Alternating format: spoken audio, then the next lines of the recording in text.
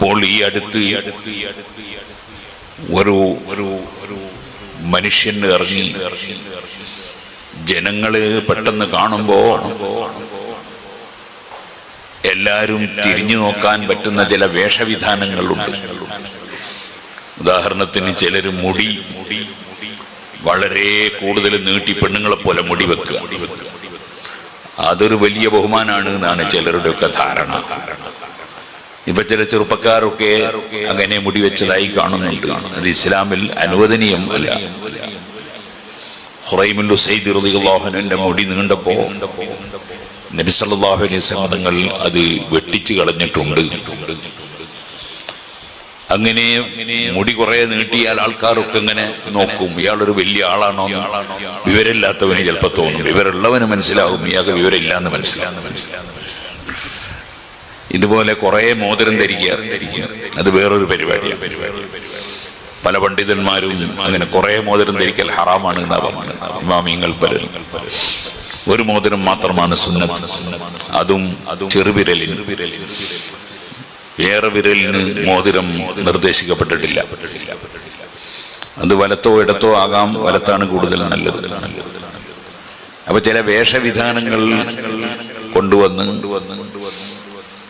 അതിലൂടെ ജനങ്ങളെ ഇങ്ങോട്ട് മനസ്സ് തിരിക്കണം, ജനങ്ങളെ പിടിക്കണം എന്ന് വിചാരിക്കുന്ന ആൾക്കാർ.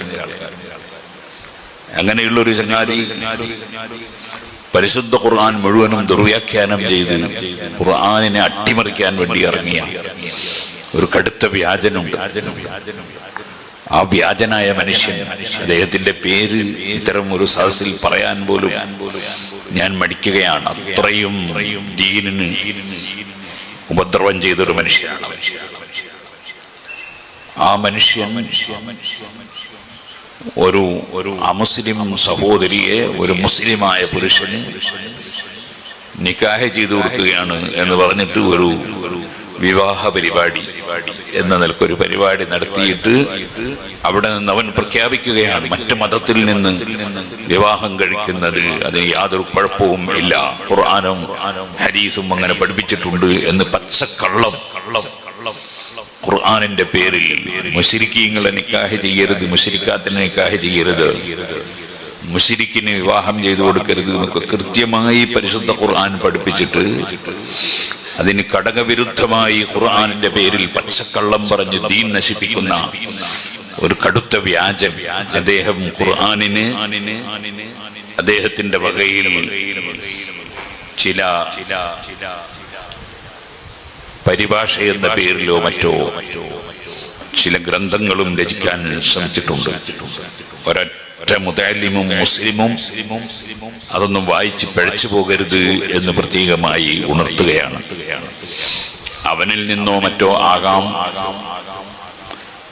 ഈ ചെറുപ്പക്കാരൻ മനസ്സിലാക്കിയിട്ടുണ്ട്, തെറ്റിദ്ധരിച്ചിട്ടുണ്ട്.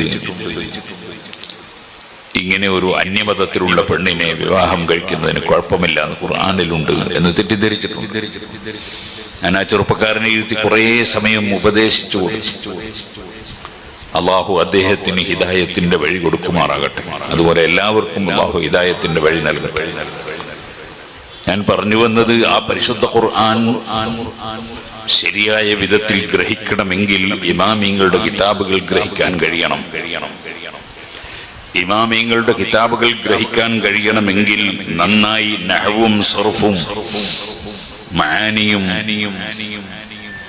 ബദീഉം ബലാഗയും അങ്ങനെ തുടങ്ങി ഒരുപാട് വിഷയങ്ങളിൽ നല്ല പാണ്ഡിത്യം നേടേണ്ടതുണ്ട്.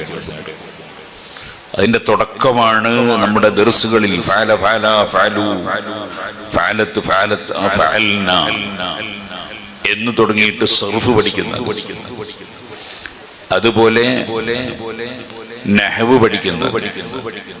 അതൊക്കെ പഠിക്കുമ്പോ അതിന് വലിയ ഒരു മധുരം നമ്മുടെ വിദ്യാർത്ഥികൾക്ക് കിട്ടൂല.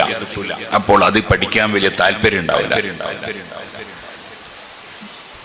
കാരണം അത് ഭാഷ പഠിക്കാൻ, ഭാഷ എങ്ങനെ ഉണ്ടാക്കണം, എങ്ങനെ ഉണ്ടാകും, എങ്ങനെയാണ് വായിക്കേണ്ടത്, എങ്ങനെയാണ് മനസ്സിലാക്കേണ്ടതെന്ന് പഠിക്കുക. അറബി ഭാഷ പഠിക്കാതെ ഒരു മനുഷ്യനും പണ്ഡിതനാകാൻ കഴിയില്ല. അതുകൊണ്ട് നഹ്വ് സർഫ് പഠിക്കുക എന്നത് വളരെയേറെ അനിവാര്യമാണ്. അത് പഠിക്കുമ്പോൾ ഫഅല ഫഅല ഫഅലു ളറബ ളറബ ളറബു ദഖല ദഖല ദഖലു എന്നിങ്ങനെ മുതഅല്ലിമീങ്ങൾ സർഫാക്കുമ്പോൾ അതൊരു പാഴ്വേലയാണെന്ന് വിചാരിക്കരുത്. യുസാബു ഫാഇലുഹു, അത് ദിക്റാൻ, അത് അല്ലാഹുവിന്റെ അടുക്കൽ വലിയ പ്രതിഫലം കിട്ടുന്ന ദിക്റാൻ. കാരണം അത് പഠിച്ചാലേ നമുക്ക് അറബി ഭാഷ പഠിക്കാൻ കഴിയും. അറബി ഭാഷ കൃത്യമായി പഠിച്ചാലേ ഇമാമിങ്ങളുടെ കിതാബുകൾ മനസ്സിലാക്കാൻ കഴിയുള്ളൂ. ഇമാമിങ്ങളുടെ കിതാബുകൾ ശരിക്കും മനസ്സിലാക്കിയാൽ മാത്രമേ ഖുർആൻ എന്താണ് പറഞ്ഞത്, ഹദീസിൽ എന്താണ് പറഞ്ഞത് എന്ന് മനസ്സിലാക്കാൻ കഴിയുള്ളൂ. ആകയാൽ ഖുർആൻ അറിയണമെങ്കിൽ, ഹദീസുകൾ അറിയണമെങ്കിൽ, അല്ലാഹുവും റസൂലും സല്ലല്ലാഹു അലൈഹി വസല്ലം എന്ത് പഠിപ്പിച്ചു എന്നറിയണമെങ്കിൽ നഹ്വും സർഫും പഠിക്കണം. അതുകൊണ്ട് മുതഅല്ലിമീങ്ങൾ, ചെറിയ കുട്ടികൾ പ്രത്യേകിച്ചും നഹ്വും സർഫും പഠിക്കുന്നതിൽ അങ്ങേയറ്റം ജാഗ്രതയുള്ളവരാണ്. അതോടുകൂടി നമ്മൾ വലിയ വലിയ കിതാബുകൾ ഓതി പഠിക്കുന്നതിന് മുമ്പ് അത്യാവശ്യം കർമ്മശാസ്ത്രപരമായ വിഷയങ്ങൾ പഠിക്കാൻ ഉതകുന്ന അതിമഹത്തായ ഗ്രന്ഥമാണ് ഫത്ഹുൽ മുഈൻ. ഫത്ഹുൽ മുഈൻ കിതാബുൻ ശൈനുഹു അജബു ഹവാ മിനൽ ഫിഖ്ഹി മാ ലം യഹ്വിഹി കുതുബു എന്ന് അങ്ങ് പയ്യോളി ചെരിച്ചൽപ്പള്ളി മഖാമിൽ അന്ത്യവിശ്രമം കൊള്ളുന്ന മഹാൻ ചൊല്ലിയിട്ടുണ്ട്. അത് വലിയ അത്ഭുതകരമായ ഒരു കിതാബാണ് ഫത്ഹുൽ മുഈൻ. ആ ഫത്ഹുൽ മുഈൻ ഓതുന്ന സമയത്ത് വളരെ കൃത്യമായി ഓരോ വാചകങ്ങളും കൃത്യമായി മനസ്സിലാക്കി ഫത്ഹുൽ മുഈനിൽ പറഞ്ഞ മസ്അലകൾ നന്നായി പഠിക്കണം.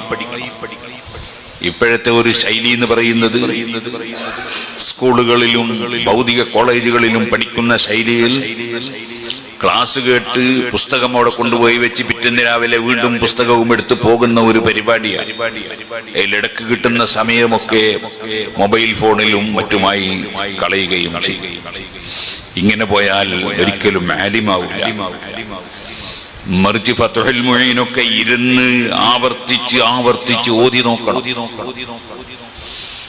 കഴിയുന്നത് മുതഅല്ലിമീങ്ങൾ കൂടിയിരുന്ന് ഒരാൾ വായിച്ച് ഓതുകയും മറ്റുള്ളവർ കേൾക്കുകയും ചർച്ച ചെയ്യുകയും ചോദ്യം ചോദിക്കുകയും മറുപടി വാങ്ങുകയും കിട്ടാത്തത് വരുമ്പോ ഉസ്താദിനെ സമീപിക്കുകയും ഒക്കെ വേണം.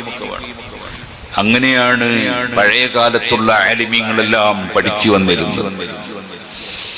ഓതിപ്പടിക്കുന്ന കിതാബുകൾ ജലാലൈനിയും അതുപോലെ ഫത്ഹുൽ മുഈനും അൽഫിയയും അതുപോലെ ഏത് കിതാബുകളും ഓതിപ്പടിക്കുന്ന സമയത്ത് നമ്മുടെ ഈ സ്ഥാപനത്തിന്റെ പ്രിൻസിപ്പൽ അഹമ്മദ് കുട്ടി സഖാഫി ഞാനും ശരീക്കന്മാരാണ്. അല്ലാഹു അദ്ദേഹത്തിനും നമുക്കും നല്ല ആഫിയത്ത് നൽകുമാറാകട്ടെ. ഞങ്ങളിത് മർക്കസിൽ പഠിക്കുന്ന സമയത്ത് തുഹ്ഫ ബഹുമാനപ്പെട്ട മർഹൂം മിമ്മിച്ചാലി ഉസ്താദ് നവറല്ലാഹു മർഖദഹു മഹാനവറുകളെ ദർസിൽ വെച്ച് ഓതിയാൽ വൈകുന്നേരം രാത്രി ഞങ്ങൾ ഒന്നിച്ചിരുന്ന് ഓരോ ബേച്ചായി ഇരുന്ന് തുഹ്ഫ വായിച്ചു ഓതും. പരസ്പരം സംശയങ്ങൾ ചോദിക്കുകയും പറയുകയും ചെയ്യും. അങ്ങനെ ഓരോ കിതാബുകളും അങ്ങനെയാണ് പഴയ കാലത്ത് മുതഅല്ലിമീങ്ങൾ ഓതിപ്പടിച്ചിരുന്നത്. അവർക്കാണ് ഇന്നും ഒരാവശ്യത്തിനു വേണ്ടി കിതാബ് മറിച്ചു നോക്കിയാൽ മനസ്സിലാക്കാൻ കഴിയുന്നത്. നേരെ മറിച്ച് കിതാബ് ഓതി കിതാബ് അങ്ങനെ തന്നെ കൊണ്ടുപോയി ഒരു സ്ഥലത്ത് വെച്ച് പിറ്റേന്ന് പിന്നെയും ക്ലാസ്സിന് പോയി ഞാൻ ക്ലാസ് പങ്കെടുത്തു എന്ന് പറഞ്ഞതുകൊണ്ട് ഒരാൾക്കും ഒരു ആലിമാകാൻ കഴിയൂല. മറിച്ച് ആലിമാകാൻ കഴിയൂല എന്ന് മാത്രമല്ല, അവനെ കൊണ്ട് പലപ്പോഴും അപകടമാണ്. സാധാരണക്കാരെ കൊണ്ട് അപകടം ഉണ്ടാവില്ല.